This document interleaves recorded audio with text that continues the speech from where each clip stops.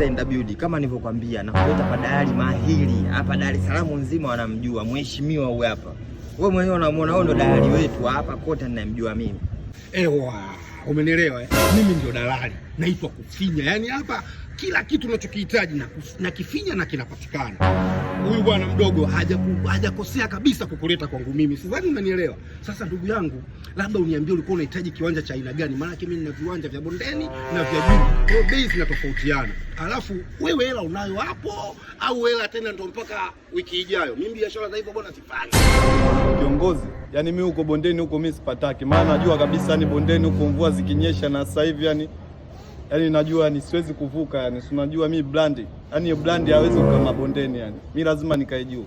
Kama ulivyosikia bwana dalali, kijana anataka juu. Kwa hiyo tumalize mchezo hapa. Ondoa shaka kijana. Kiwanja umepata. Sasa cha msingi ambacho mimi nakiona, hebu nipe kabisa cha udalali changu niweke mfukoni, alafu nikakupeleke kwa kione kiwanja. Nataka 500 tu, sitaki nyingi. Tumeelewana ndugu yangu? Wewe ndio hivyo bwana. Au unasemaje? Sikia mwanangu. Yani wewe sio dalali kabisa nikimwona. Yani mimi nilijua tu na hichi kitambi hichi. Hata cha udalali mwanangu anataka 500 tu. Huyu Mwijaku bwana.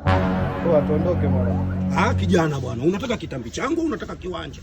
Wewe bwana sikunijua usiletee watu wajinga kama hawa bwana. Wewe vipi? Yani shida sio kitambi, yani shida hiyo bei hiyo.